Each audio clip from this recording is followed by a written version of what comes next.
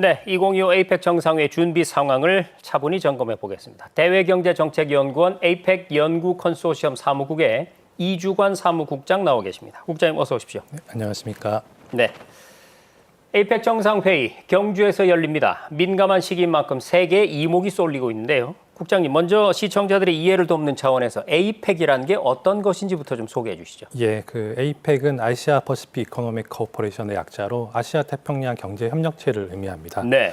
네, 환태평양 지역에 있는 그 국가들이 이제 경제 협력을 증진시키기 위해서 1989년 만들어졌고요. 이후 21개 회원국이 있고 전 세계 인구 약 37%, 그다음에 GDP의 약 62%, 교역량의 50%를 차지할 정도로 세계 최대의 규모의 경제 협력체라고 할 수 있습니다. 근데 에이펙이 처음부터 이제 정상회의로 시작한 것은 아니고요. 1889년 호주 캔버라에서 시작되었을 때는 이제 12개국의 장관들이 모여서 회의를 시작했습니다. 근데 이제 1993년 미국의 클린턴 대통령이 이제 이 회의를 정상급 회의로 격상시키고 이제 그 지역 내 현안들을 함께 대응하자는 취지에서 이 정상급 회의로 이제 쭉 가게 되었고요. 그렇게 되면서 이제 에이펙 지역 내에 강력한 90점 역할을 하게 되면서 성장해 왔습니다. 에이펙은 이제 몇 가지 독특한 형식을 취하고 있는데요. 네. 현재 이제 21개 회원국으로 구성되는 그 회원 경제들의 목록을 살펴보면은 대만이랑 홍콩과 같이 보통 국가 간 협의체에서 잘 등장하지 않는 국가들이 회원으로 가입되어 있습니다. 네. 왜냐하면 이제 에이펙의 성격 자체가 국가 간의 협력체라기보다는 경제 성장을 위한 경제 협의체이기 때문에 회원국보다는 회원 경제로 부르고 있고, 그렇기 때문에 이제 회의장을 둘러보더라도 회의장 안과 안팎에서 이제 각국의 국기나 국가를 상징하는 상징물을 배치하지 않는 것도 하나의 특징입니다. 네. 이는 그 에이펙이 정치적인 논의보다는 매우 경제적이고 협력에 방점을 찍고 있다는 점을 증명하는 것이고요. 또한 또 특이한 점은 파푸아뉴기니나 브루나이와 같이 상대적으로 국제 무대에서 덜 노출된 국가들도 이제 한 테이블에 모여서 미국, 중국, 러시아, 일본과 같은 강대국과 같은 이슈를 함께 논의할 수 있다는 점도 다른 국제기구, 예를 들어서 G7이나 G20와 같은 그런 비슷한 국가들이 모여 있는 그런 국제기구와는 상당히 다른 차이점이라고 할 수 있을 것 같습니다. 그렇군요. 그러니까 경제 쪽에 특화된 회의고, 네. 말씀하셨다시피 전 세계에서 규모가 가장 큰 경제 협력체입니다. 근데 지금처럼 전 세계가 뭐랄까 이 불황을 겪고 있는 시기에는 더욱더 다양한 논의들이 활발하게 이루어질 것 같은데, 구체적으로 이 회의는요 어떻게 진행이 되는 건가요? 예, 지금 이제 앞으로 100일 이제 정상회의가 남았다고 하는데요. 엄밀히 네. 말해서는 에이펙 회의가 단 한 번의 회의로 끝나는 회의는 아닙니다. 네. 정상회의는 이제 마지막 하이라이트라고 할 수 있고요.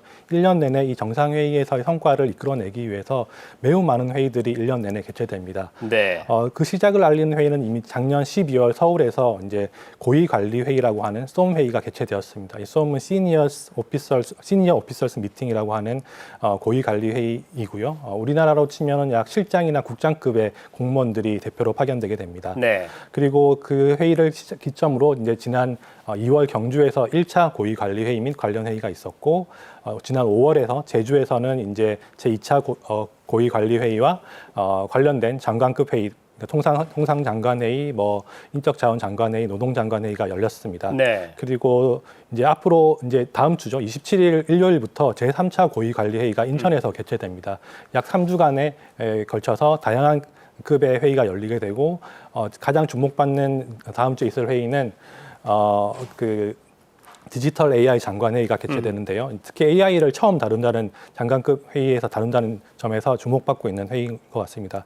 그렇게 1년 내내 이제 이렇게 회의가 진행되다 보면은 1년 이제 10월, 11월이 되면 그간에 합의된 내용, 그다음에 성과들을 한데 모아서 이제 정상에게 보고를 하게 되고, 이제 정상들이 이것을 승인하고 이걸 하나의 공동 선언으로 만들어서 성과물로 도출하게 됩니다. 이렇게 에이펙이 열리는 동안 분야별 장관회의, 그리고 장관회의, 고위관리회의, 산하실무회의가 약 200여 개 이상 개최된다고 할 수 있습니다. 네. 네, 그러니까 마지막에 가서 정상들이 만나서 쉽게 말해서 이 서명할 맞습니다. 때까지 네. 1년 내내 수많은 회의를 통해서 준비를 하고 의견을 모아 나가고 있다. 이렇게 보면 되겠네요. 네.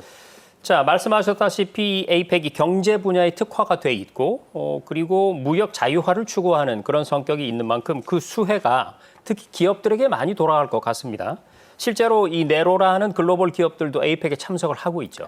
예, 맞습니다. 특히 이제 정상회의가 열리는 주간에 특히 올해 10월 28일부터 3박 4일 동안 경주에서 CEO 서밋이 개최됩니다. 네. 이 CEO 서밋에서는 글로벌 대기업들이 CEO들이 참석하게 되고 뿐만 아니라 우리나라 기업들도 여기 참석해서 네트워킹을 하면서 경제 성장을 위해서 혹은 무역과 투자를 증진시키기 위해서 필요한 다양한 글로벌 아젠다들을 서로 논의하게 됩니다. 네. 특히 우리나라에서는 이제 경주에서 열리는 CEO 서밋에서는 글로벌 CEO뿐만 아니라 이제 정상회의에 참석하는 정상들도 초청을 해서 키노트 스피커로 연설을 하게 되고 네. 글로벌 CEO들도 이제 그 세션에 키노트 스피커로 참석하게 되고요. 또 그 행사의 그 성공적인 그 개최가 판가름되는 것은 결국 아주 유명한, 그러니까 누구나 들어도 알만한 구글이나 뭐 메타나 오픈 AI나 이렇게 유명한 그룹들의 CEO들이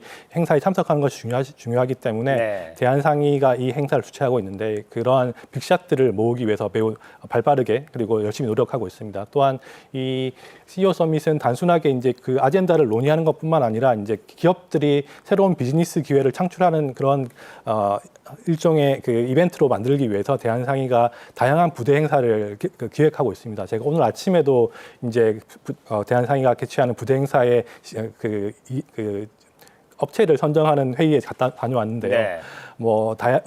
와인이나 전통주를 소개하는 행사, 그리고 우리나라의 다양한 미술을 전시하는 행사, 그리고 그 우리나라에 잘하는 뷰티나 이런 거를 소개하는 행사 등 우리나라 기업들이 이 에이펙을 통해서 더 많은 기회를 창출하기 위해서 많은 노력을 하고 있고 많은 부대 행사를 기획하고 있다고 말씀드릴 수 있을 것 같습니다. 그렇군요. 그러니까 이름만 대면 아는, 그리고 얼굴만 보면 아는, 조금 전에도 화면에 여러 사람의 얼굴이 지나갔습니다만 전 세계 이 글로벌 기업들이 끌고 있는 스타 CEO들이 경주로 모이는 것이고 맞습니다. 그 자리는 우리 기업들에게는 엄청난 이 마케팅의 기회가 된다는 것이군요.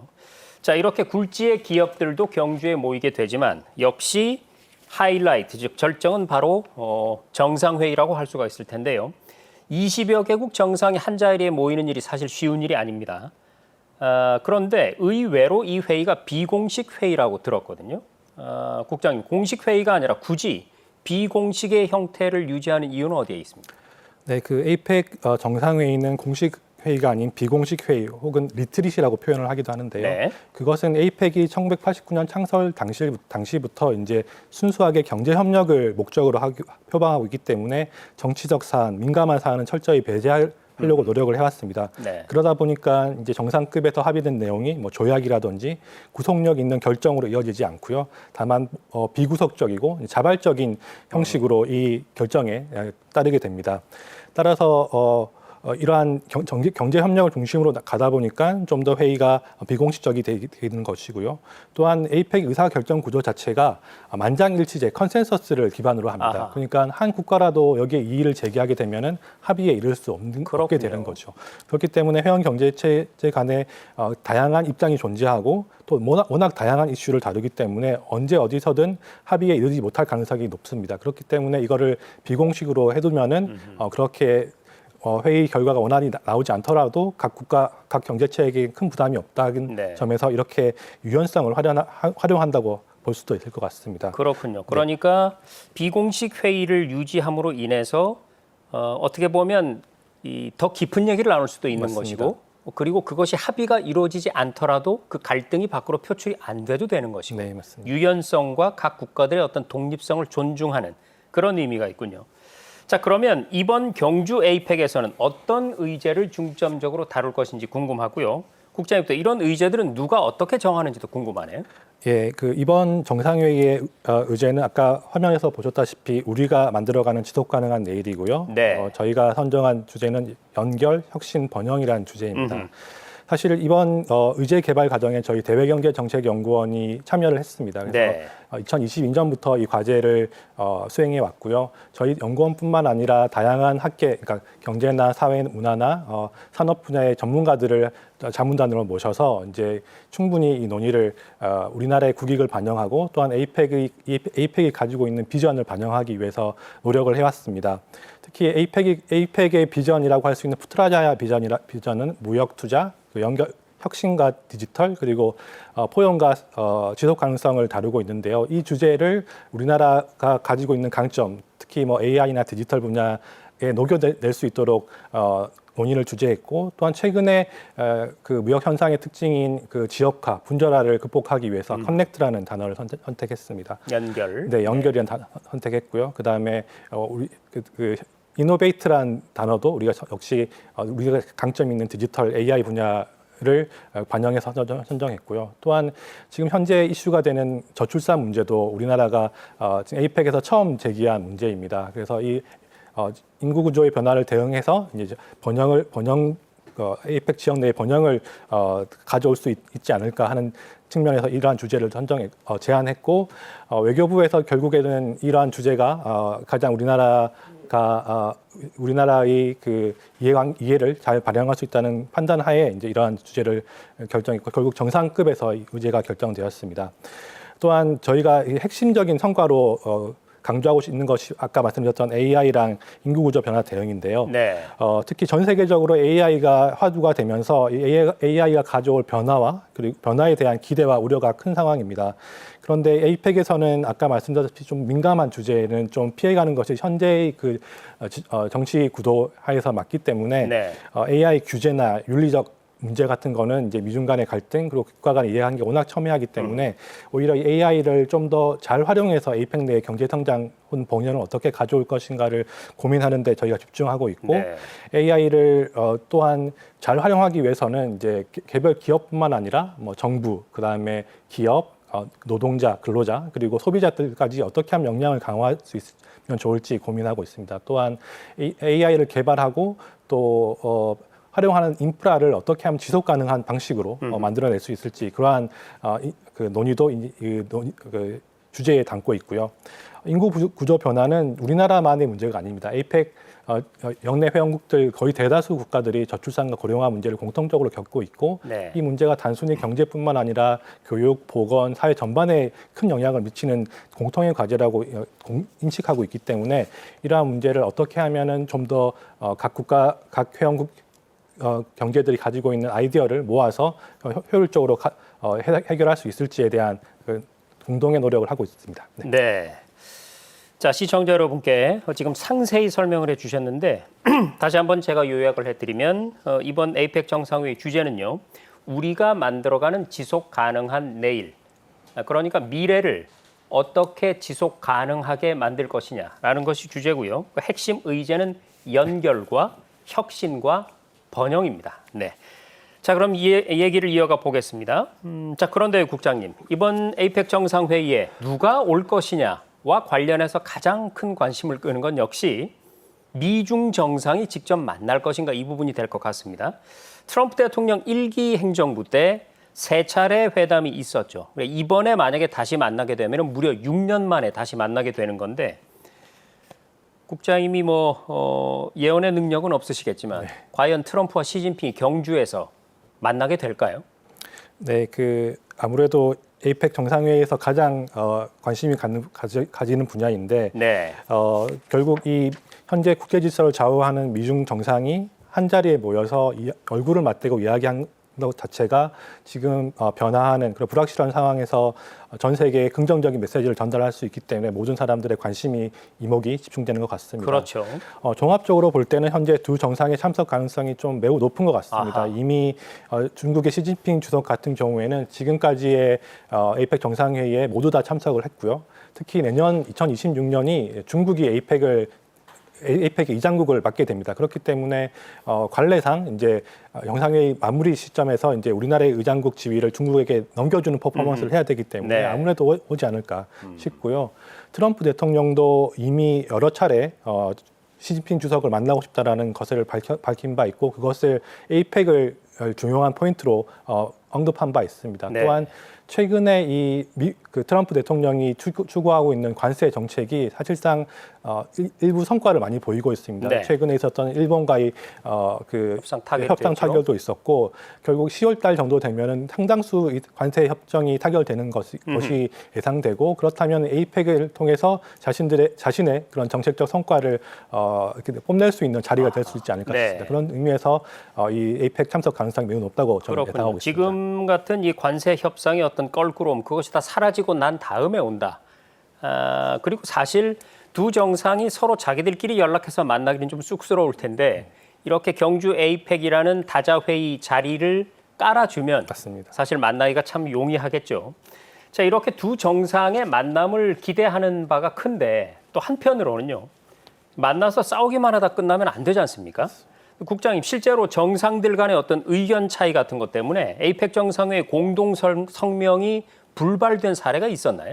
예, 있습니다. 2018년 파푸아뉴기니 에이펙 정상회담에서 바로 트럼프 대통령이 재임하던 1기 재임 시절이었는데요. 역시 트럼프 대통령이었고. 네, 2017년에는 참석을 했는데 2018년에는 아예 참석도 하지 않았고 네.